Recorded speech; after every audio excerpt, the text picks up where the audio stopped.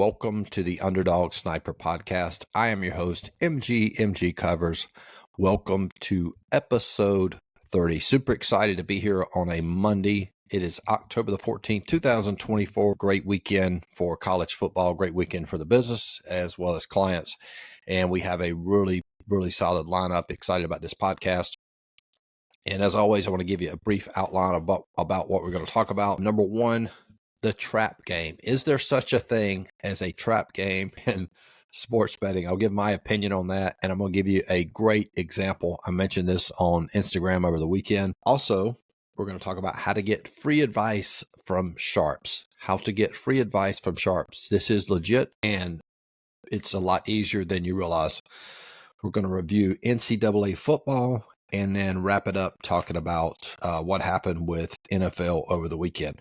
Okay, before we dive into that, I want to briefly talk about how we performed over the weekend. We had a really good week, and you don't have these weeks often in sports handicapping. We went 4-0 in college football, which brings us to 24-15 on the year. I think that's 62%, 9.99 units, which was really good. Let me scroll down so you can see the actual plays. Yep. Wisconsin, Iowa, Colorado State, and Virginia. Got a little dicey with Virginia there at the end, but they did cover. So we went 4-0. And again, it gets us to 10 units. Our original goal for NFL and college football combined was 10 units. And we're actually there already, which is super cool. And so I'm going to increase this goal for college football and NFL combined to 20 units before the end of the year. And then our goal for soccer will still be at 10 units. We're still in the hole, like 1.8 units with soccer as well. So really good weekend for NFL. We went 3-1 yesterday. We had San Francisco on Thursday night. So that gets us to 4-1. 4-1 for the week, and gets us year to date with NFL 11.31 units. And we'll talk about that in great detail. So, all right, excited to get into this. What we're going to talk about is, see if I can pull this up on my screen. We're going to talk about, I thought I had it pulled up on my screen, but I do not. We're going to talk about the trap game. Okay. Is there such a thing as the trap game? And the game we're going to look at is Eastern Michigan, Miami of Ohio, this is super fascinating. Now, if we just use some basic common sense, and you've heard this saying, you might have heard this from your parents, if it's too good to be true, it probably is. That is 100% applicable to sports betting, sports handicapping. And I took a screenshot of this because I already knew I was going to talk about this. Look at this Eastern Michigan, Miami of Ohio. This was before the game was played. Miami of Ohio, 1-4. That was their record. They were 1-4 ATS. They were away. Eastern Michigan was 4-1. They were at home. No big surprise there, right? Look at what the line was. The line was Miami of Ohio -3, Eastern Michigan +3. And in my opinion, this is a classic trap game. Now, there's been a lot of discussion about trap game on Twitter and online. The books hate it when you say trap game. Probably, I don't know why, because I think the reason they don't like it is because they feel like that's an interpretation of handicappers and the general public being misled by the books. So it makes the books look fraudulent to some degree, is why I don't think they like the word trap. But another word for trap game might be something that's looks too good to be true. And this was, in my opinion, a classic trap game. Let me first talk about the way a majority of people probably handicap this game. They look at Eastern Michigan. Wow, Eastern Michigan's 4-1. Miami of Ohio is 1-4. Wow, Eastern Michigan is the underdog. They're at home. I'm playing Eastern Michigan. That's the way the overwhelming majority of people play this game. And if you don't already know, the result of that game was Miami of Ohio won very convincingly, 38-14. When I saw this, and just FYI, my model actually had Eastern Michigan as the favorite. I think my line was Eastern Michigan minus 13. And for the record, I'll dive into this a little bit later. All the plays with value via the model for college football went 12-6. So this is one of those that actually lost. And we did not play Eastern Michigan, by the way, and we're going to cover that as well. But again, that's how the majority of people interpreted this game. Now, if you're a client of mine or you follow my content, we use statistical properties. Teams at home in college football win 70% of the time. So if I'm looking at this game, and this is exactly how I processed it, if I see a team is at home and they're 4-1 and they're playing a team that's 1-4 overall, and my team is 4-1 and they're at home and they're underdogs, huge red flag. Like, this is a classic trap game, or I'm processing this like, hey, this is too good to be true. Something's up. Now, I did investigate. I thought this might be at a neutral site. That was my first guess, but I researched it, and in fact, the game was being played at Eastern Michigan. Now, line movement for NFL college football has always been sharp. My entire career, this is my 11th year. I'm actually wagering real money. And line movement's always been sharp. It's been sharp for Major League Baseball, but currently not sharp now. But Major League college football, NFL line movement has always been sharp. So I want to look at the line movement for this game. Now, this is going to bring me to my second point that I've talked about in the podcast, how to get free advice from sharps. Okay? Let's say there's a hypothetical situation where it's me and two other sharps in the room, or on a Zoom call, or we're just sharing other information. And I go to those sharps and we're looking at this Eastern Michigan, Miami, Ohio game. And I say to them, I was like, okay, guys, I have Eastern Michigan minus 13. The line is +3. I'm considering playing them on the money line. The other sharp number 1 says, wow, I actually have Miami of Ohio favored. My line is -10 Miami of Ohio. Okay. The other sharp says, that's interesting because I have Miami as well. I have Miami -14. So therefore, I have Eastern Michigan -13, but the other two sharps that I'm getting advice from both have Miami of Ohio. And these are people that I trust their opinion. Would that influence my decision? Absolutely. Guys, this is what line movement is. That's all it is. If you use line movement to your advantage, you're basically getting free advice from sharps. Because what's important to remember, money does not make a line move. Sharp money makes a line move. If you had, say, 10 guys were in Vegas that went to Eastern Michigan over the weekend, each of those guys put $10,000 down on Eastern Michigan money line dog. So that's a total 10 guys putting, say, 10 grand down. Say they were very successful businessmen, that's $100,000. That line might not move at all because the books don't really look at those guys as respectable handicappers. They're just recreational bettors. But how about a sharp goes in and puts down, say, $10,000 on Miami of Ohio, and they trust his opinion? They could potentially move the line in favor of Miami of Ohio, even though there's only, quote, $10,000 on Miami of Ohio as compared to the $100,000 on Eastern Michigan. Hopefully that makes sense. Now, let's look at the line movement for this game. And this is the point I make about getting advice from sharps. All right, so the first book we're going to look at is Bookmaker, which is a sharp book, and they've gotten very sharp here in the last couple of years. I'm just making sure everybody can see it on the screen. Yep, we're good to go. Okay, so look at this line movement here. Scroll down. At 10:42. All right, let's back up. Let's back up here. Okay, the game was on 10:12. I like to look at the day of.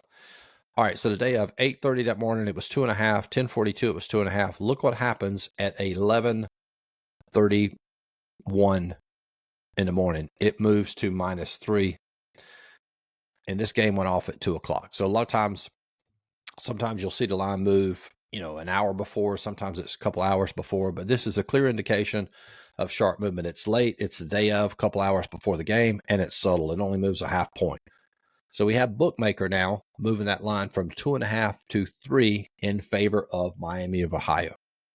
And if you're new and you want a quick explanation, when we say line moves in favor of Miami of Ohio,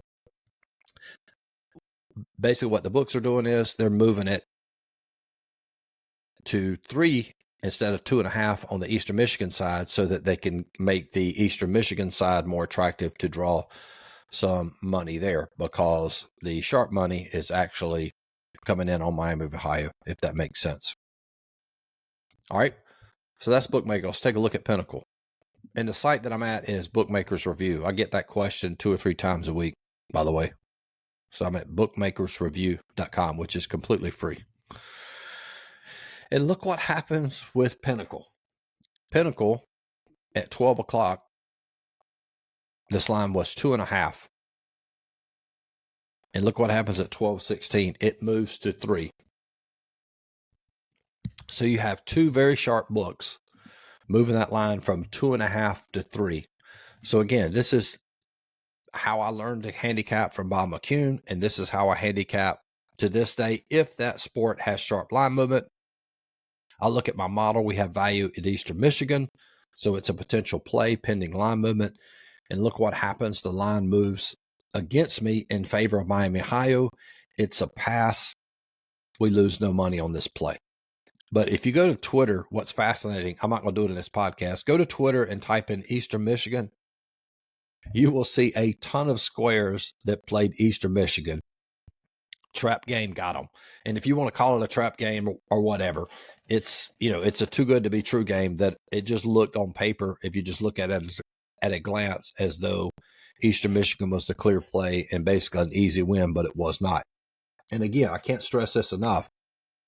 Going back to the point I made about how to get free advice from Sharp, you follow line movement. Very simple. And not from DraftKings, not from Bovada, but you need to be following line movement from a reputable, actual Sharp book, because if it's a recreational book, it might not move the line. So you want a book that takes, quote, sharp money. So super fascinating, right? The old classic trap game.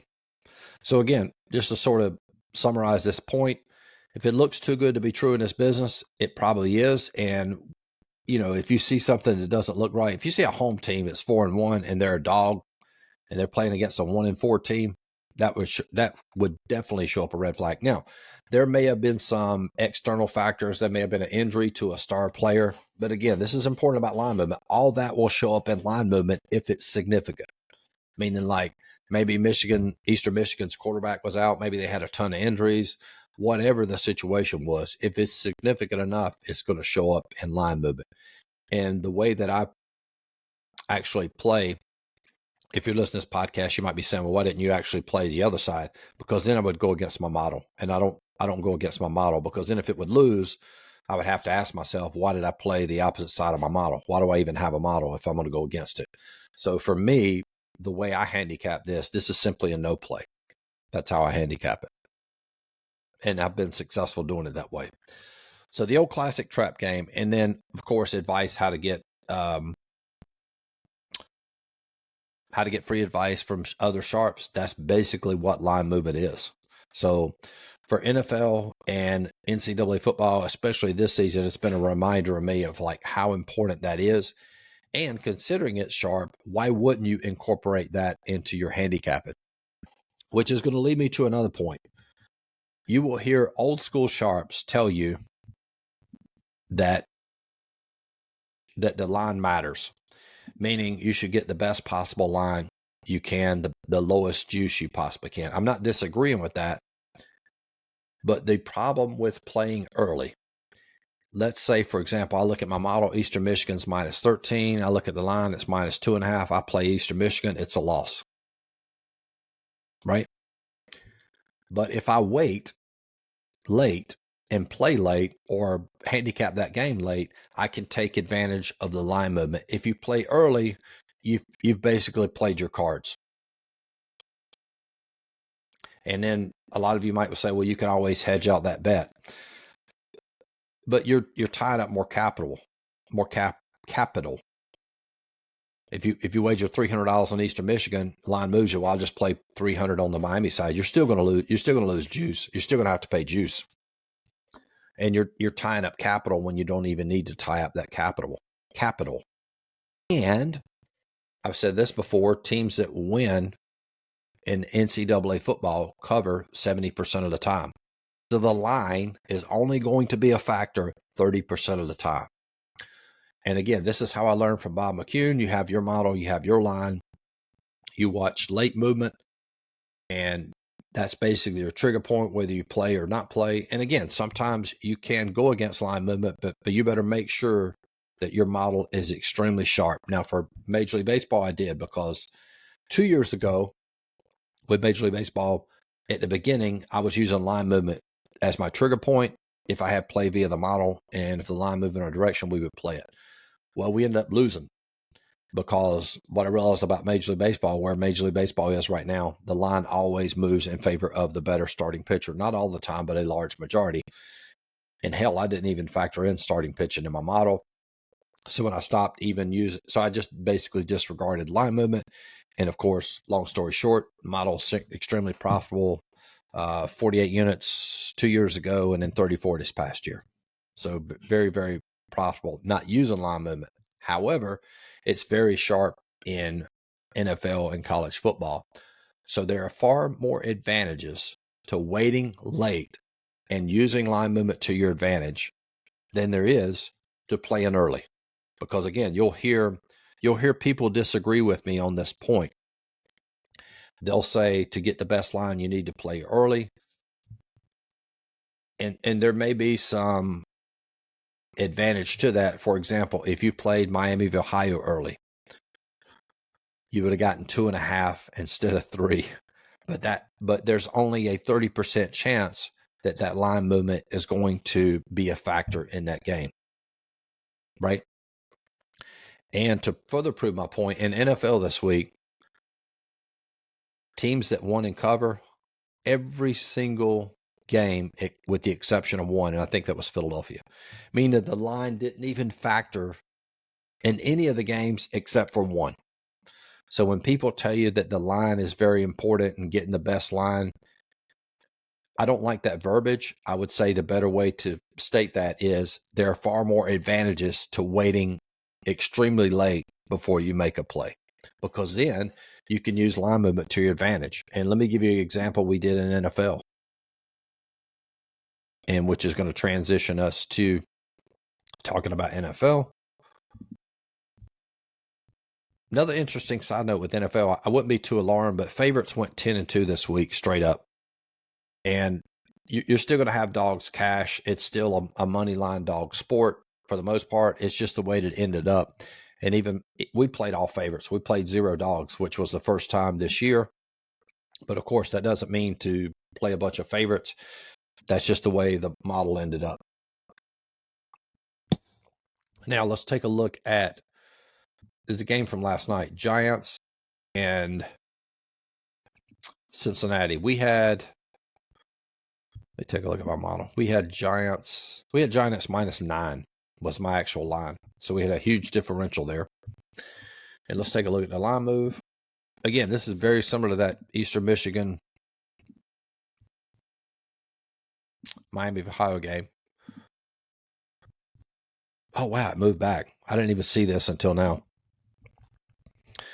Okay, you had, wow, I'm seeing this for the first time. So the line was, let me back up here. So at 7:01, this line was 3.5. And then at 7:14, it bumped to 4. And this was at Bookmaker, but it looks like, I'm just now seeing this, it looks like it actually closed. It went back in the direction of the Giants, but I think that was probably the only book that did that. And considering we had to make a decision on this play before it went off, Pinnacle bumped it to 4 at 8:07. So it was at 3.5 and it bumped to 4 at 8 o'clock or 8:07. So that line was moving in the direction of Cincinnati. Of course, we had the Giants, and that basically saved us a loss. So again, that's why it's so important to wait and assess line movement. And that's really the two books I use. Is Bookmaker's a very sharp book.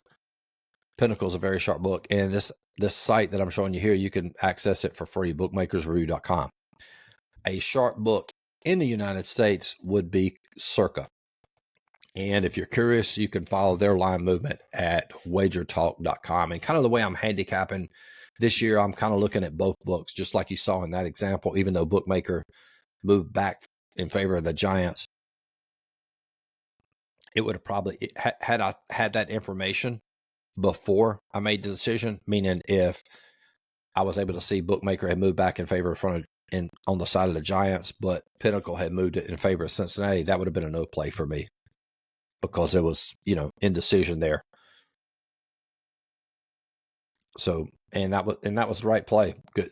Again, that was a classic example of line movement saving us money. So the way I look at it, if you follow line movement, I don't know that it would, obviously it can make you money if you're just using line movement, but the way that I teach, the way that I play, I'm using the model in conjunction with line movement, especially for college football and NFL. In this particular case, it saved us a lot of money. Now, it was, just to be fair and show you that sometimes the line movement is incorrect, because I don't want you to think this works 100% of the time. Yeah, Jacksonville, Chicago. And you can even look at it. We talked about this in a previous video. Lined open at -1.5 in favor of Chicago. It moved against Chicago to +1.5. And Chicago won that one a blowout, 35-16. Huge game for Caleb Williams. And let's look at the line movement here.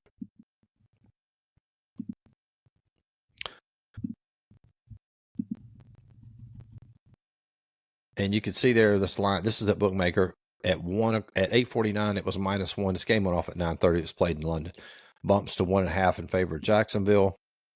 And my model had Chicago, by the way. And I'll show you that here in just a second. And Pinnacle, let's see. Yep, you can see there early that morning it was -1 at 6:34, and then moved to +1, moved against Chicago at 7:09. So again, and I think I mentioned that in the previous video, this is something, especially if you're going to follow line movement, it's going to be wrong sometimes. That's why, again, the way that I teach, I don't exclusively just use line movement. We use the model in conjunction with the line movement for that reason. But it's not going to be 100% accurate all the time. But if you follow it the way that I teach, it should work. If you apply it 100% of the time, it should work to your advantage majority of the time. Yeah, but super fascinating. Oh, and one other point I want to talk about NFL. Let me pull up my betting live before we close out this podcast. And also, if you're listening to this podcast, greatly appreciate you subscribing to the YouTube channel. If you're watching on YouTube, like this video, share, chime in your thoughts as well. Maybe something you want me to cover in a future video. You can post that in the comments below. Yeah, I'll show you guys the model, the back end of this model. And again, I really like the way I've got this model structured. If you look here, I give each team a power ranking. Again, I use stats. This isn't me just making up lines. I actually use a combination of stats to create a power ranking. For example, San Francisco was 31, Seattle was 11. So that's basically a 20-point differential. And in order to justify a play, I need at least a double-digit differential, meaning it's got to be at least 10. And then I have a formula I use to calculate my line. And then if you look at